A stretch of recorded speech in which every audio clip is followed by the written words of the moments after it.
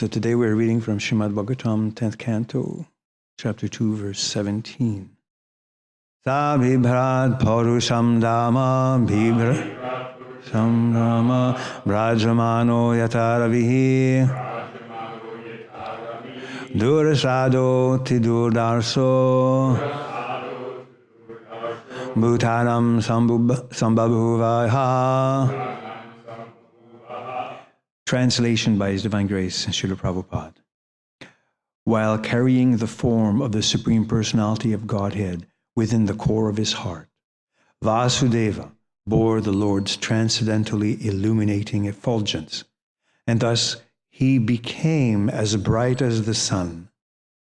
He was therefore very difficult to see or approach through sensory perception. Indeed, he was unapproachable and unperceivable even to such formidable men as Kamsa, and not only for Kamsa, but for all living entities. Report by His Divine Grace, Bhaktivedanta Swami Prabhupada. The word Dhamma is significant. Dhamma refers to the place where the Supreme Personality of Godhead resides. In the beginning of Srimad Bhagavatam, first canto, first chapter, first verse, it is said, Dhamna svena sada nirasta kuhakam satyam param timahi. In the abode of the Supreme Personality of Godhead, there is no influence of material energy. Dhamna svena sada nirasta kuhakam. Any place where the Supreme Personality of Godhead is present by His name, form, qualities, or paraphernalia, immediately becomes a Dhamma. For example, we speak of Vrindavan Dham, Dvarka Dham, Mathura Dham, because in these places, the name, fame, qualities, and paraphernalia of the Supreme Personality are always present. Similarly, if one is empowered by the Supreme Personality of Godhead to do something, the core of his heart becomes a Dhamma. And thus he becomes so extraordinarily powerful that not only his enemies, but also people in general, are astonished to observe his activities.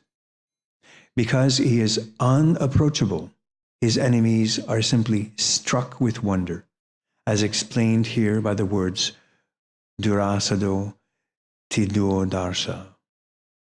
The words Purusham Dhamma have been explained by various acharyas.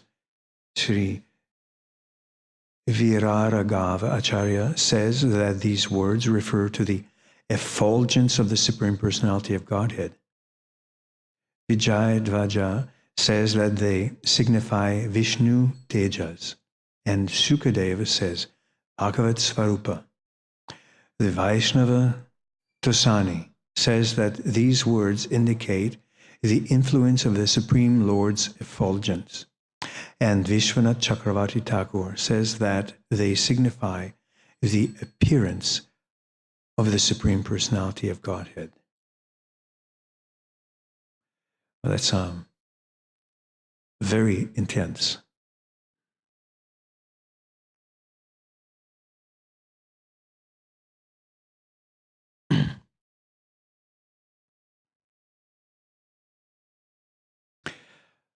Any place where the Supreme Personality of Godhead is present by His name, form, qualities, or paraphernalia immediately becomes a Dhamma.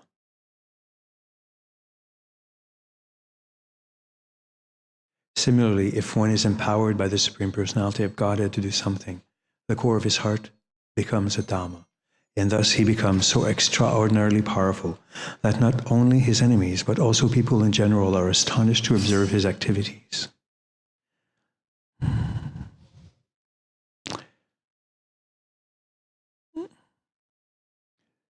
I find the information and knowledge Prabhupada gives us through this purport almost overwhelming for so many reasons. And I understand from here as well that because of Prabhupada's empowerment by Krishna, Prabhupada's heart is a Dhamma. To dwell on that is very powerful. That also means that this yatra and all of the temples obviously are Dhammas, but so do the homes of all the Vaishnavas that chant Hare Krishna. In fact, anybody's home where they chant Hare Krishna becomes a Dhamma. So many of us drive vehicles and we chant in those vehicles. They also become Dhammas. We go on Sankirtan, Harinam, we chant the holy names on the streets, on the sidewalks. They become Dhammas. The yellow duta that Prabhupada crossed the ocean with is a Dhamma. Anywhere on the planet where Krishna's name is chanted in so many ways becomes a Dhamma, because Krishna's name, which is non-different from him, becomes purified. So it's easy in some ways to see how this whole planet will soon become a Dhamma, a place where Krishna is glorified, where Krishna's name is chanted on millions, upon millions of lips. Tongues become a resting place for the Supreme Lord. When each one of us chants Krishna's holy name, our hearts become converted to Dhammas. I would even dare say that it becomes a self-evident truth.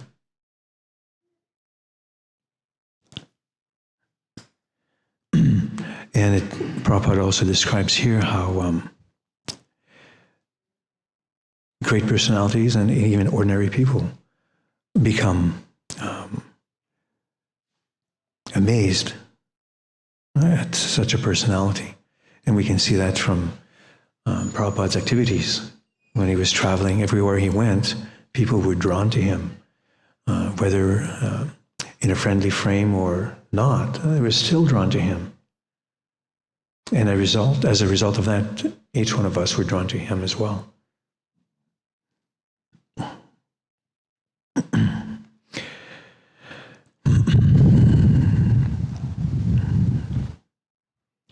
Because he is unapproachable, his enemies are simply struck with wonder.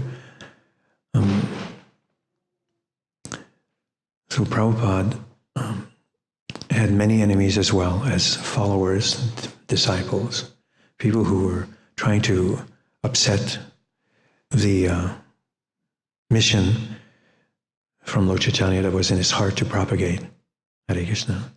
You are leaving, Prabhu? Okay. Safe travels, Hare Krishna.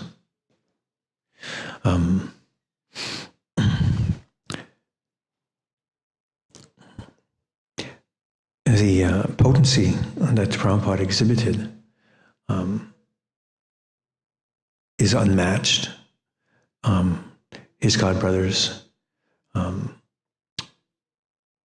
expressed that very nicely when they saw just how potent and empowered he was by Lord Chaitanya to spread the Sankirtan movement all over the planet in 10 years. In Toronto, we get many new visitors. So sometimes full classes of college and university students come in for one reason or another, whether it's part of their curriculum or they just wanted to come and visit. And then they all come as a group. And I'll point out to them all the books that Prabhupada not only translated from Sanskrit to English, but also provided word-for-word translation, and a purport. And that he did this in 10 years.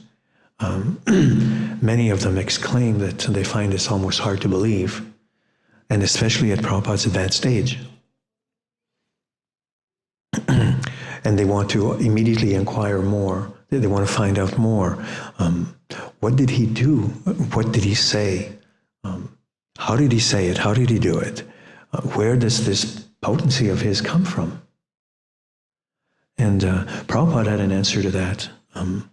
Many disciples asked Prabhupada, how did you know what words to say here in the purports? And Prabhupada had a very simple answer. Krishna told me. Now how more transcendental and potent can that be? Krishna told him what words to say and how to say them, how to present them. And that's what Prabhupada gave us. So this indicates to me and to so many others that Prabhupada was not just an ordinary man. He was not just a personality traveling the world. He was an especially empowered personality.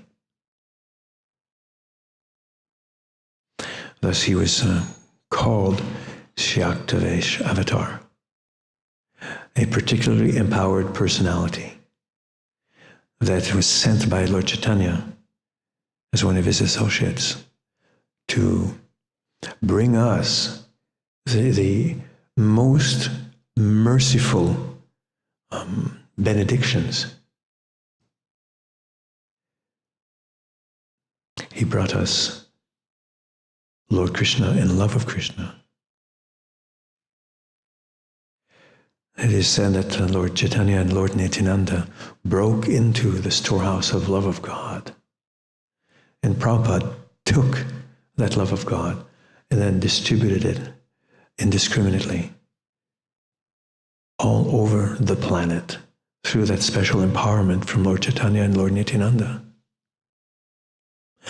It may sound like, some nice words. Well, this is very nice sounding. It's very poetic when we say things like that.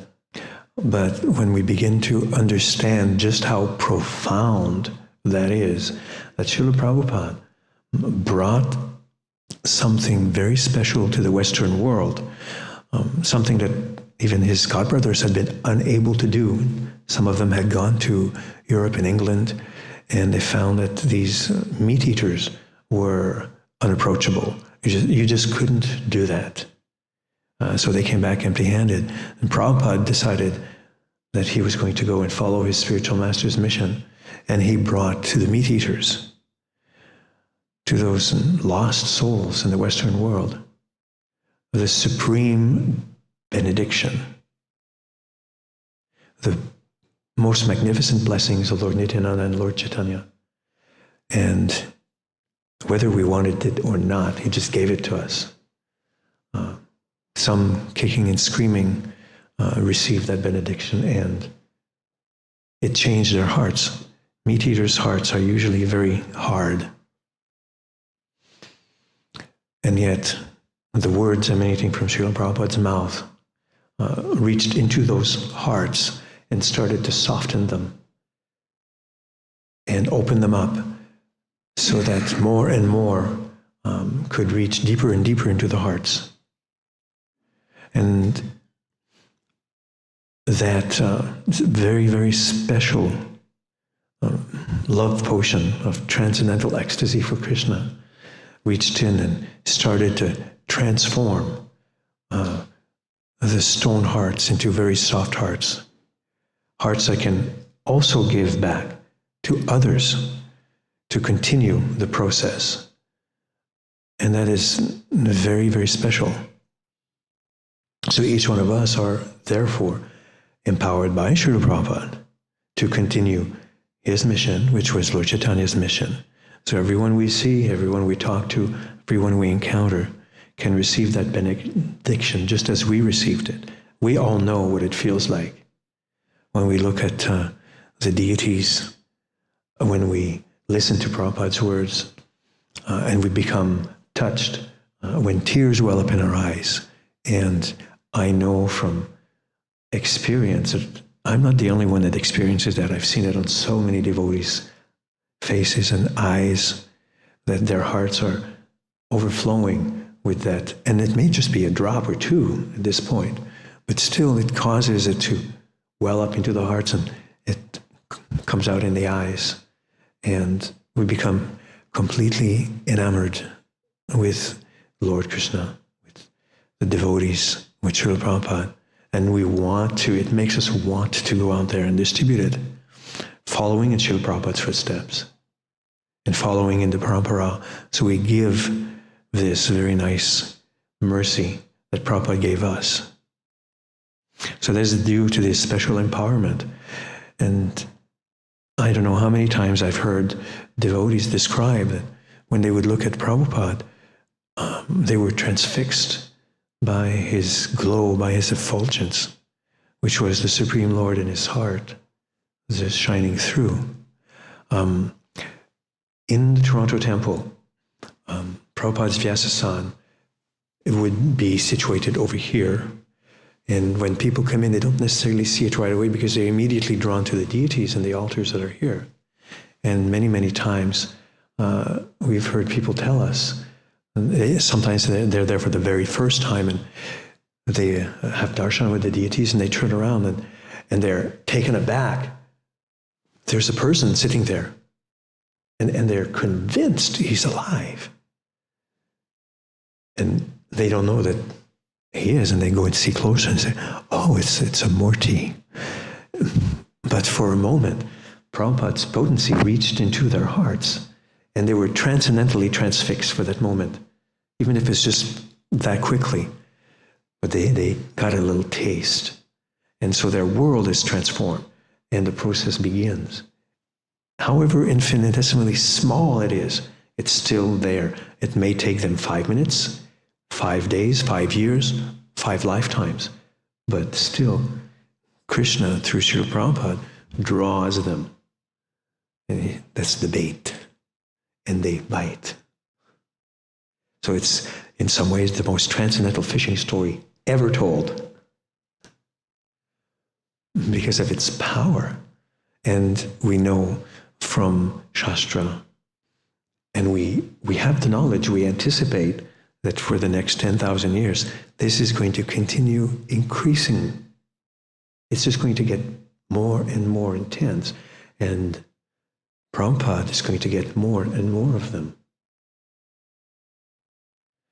So that's extremely powerful. Nothing like this has ever been done. It's unprecedented. So just from the presence of Krishna in Prabhupada's heart, this is all happening. Just like Bhaktivinoda Thakur from his balcony had a vision looking at Lord Chaitanya's birthplace. What did Bhaktivinoda Thakur see?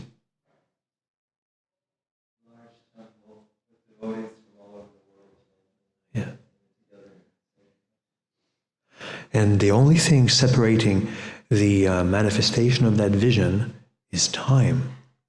And it's now, that time is accelerating in some way because the temple in the Vedic planetarium is being built. It's starting to manifest layer by layer, brick by brick. It's becoming real in our terms. And similarly, that vision that all the acharyas have had from Lord Chaitanya on, and that Prabhupada has explained and talked to us so many times over, is already also starting to manifest through Prabhupada's potency. So powerful is this great acharya that his descriptions of the visions he's had for the next 10,000 years is beginning to manifest one temple at a time, one devotee at a time, one heart at a time, and it's going to be manifested. It is unavoidable.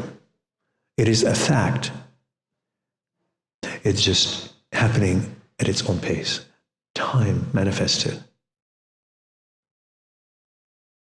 I find this in good old English vernacular mind-blowing.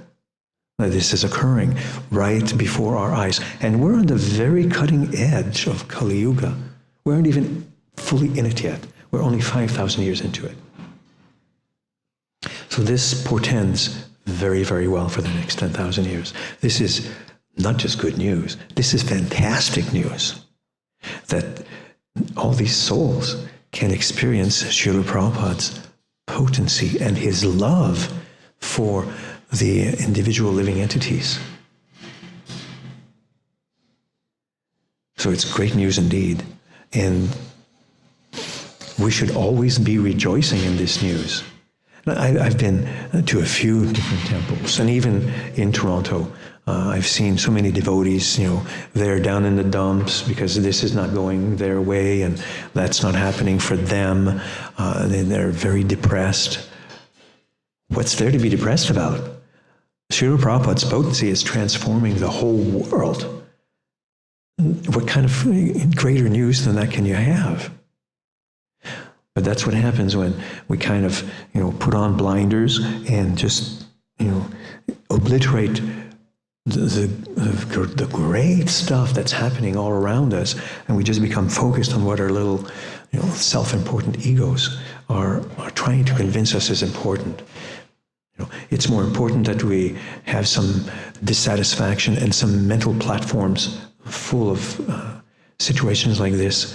And forget about this Srila Prabhupada stuff, It's not as important as your little moment of depression. And not to negate that it's important to deal with these issues, but look beyond your own personal boundaries and see that there's it's the rising of Lord Chaitanya and Lord Nityananda's moon. It's affecting the whole world. It's the best viral infection you can have, because it changes the heart from dark and filled with soot into a diamond. The coal is being transformed. It's the best touchstone there is, Prabhupada's words, the most magnificent and powerful touchstone in the world, in the whole universe, because it transforms the coal in the heart into diamonds so that the devotees can shine that potency, and we can continue Srila Prabhupada's mission, even in the smallest possible way, whether it's scrubbing a pot in the kitchen, cleaning the bathroom, wiping the floor in the temple room, worshipping the deities, leading kirtan, whatever it is. There is no difference from the services to Krishna and Srila Prabhupada in that way.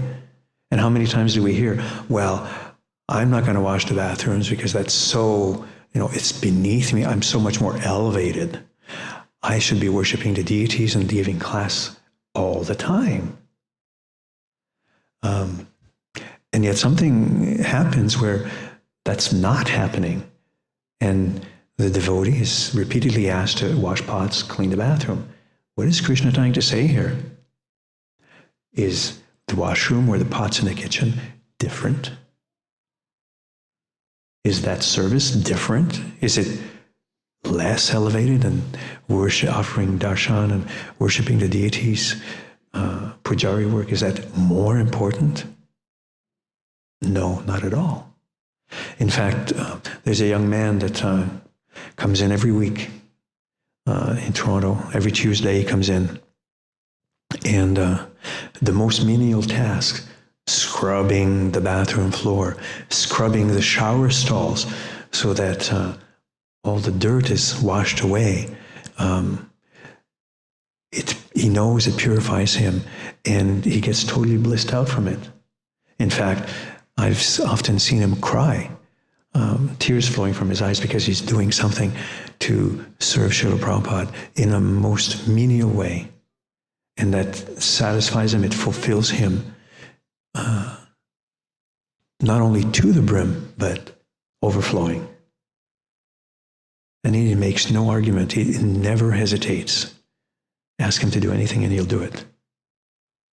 And when he dances in front of the deities in kirtan, there are tears streaming down his eyes, because he feels that love deep inside here.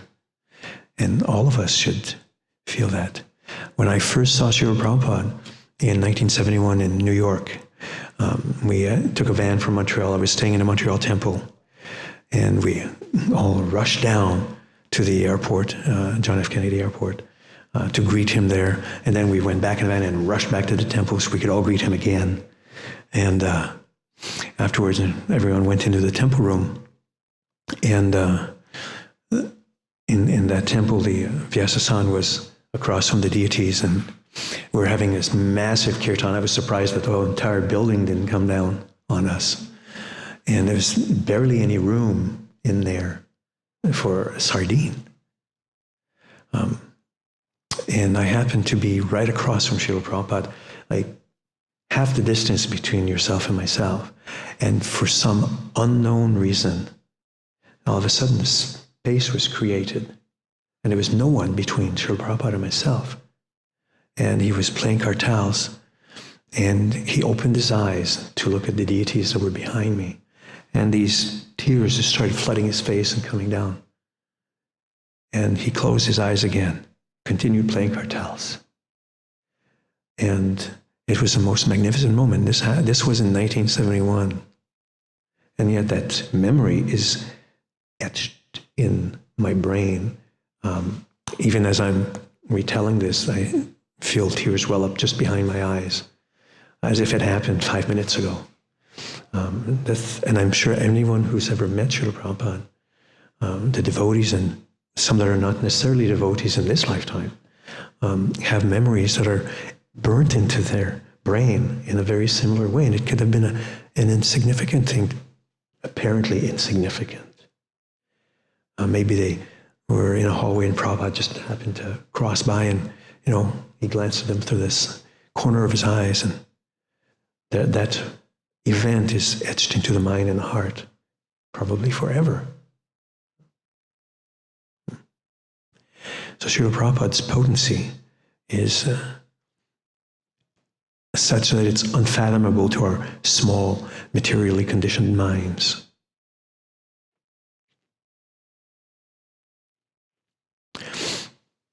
And so I just wanted to share these things with you, and thank you very, very much for your consideration. I don't know if there's any comments or questions. I don't know how qualified I am to even answer questions, but comments are most welcome. Thank you very much for sharing with us. It was wonderful to hear you speaking. I wanted to also share, there was a very famous sannyasi of the Madhavacharya Sampradaya who came to Vrindavan in India, and he was asked to speak about Srila Prabhupada on Prabhupada's appearance day. And he said that in his estimation, Srila Prabhupada was even greater than Lord Shiva. And he said because Lord Shiva was able to control the Ganges River, and by doing so, the Ganges flowed across India, and people became purified by that. He said, but Prabhupada was able to bring down the ocean of love of God and inundate the entire world. He said, so Srila Prabhupada, in his estimation, was greater than even Lord Shiva. That's very nice. Thank you. Hare Krishna. Thank you so very much. Oh, please. Sorry. Go ahead, please. I didn't notice. Yeah, you have spoken about the devotees who are depressed and in their own little world. My question is, how do we deal with them? I'm sorry? What is our duty? How can we deal with them? How can we bring them back to Prabhupada's potency? I observed that they always kept to themselves. And then they would say that no one spends time with them. And then I go, what? I didn't say that, but in my mind it's like, what?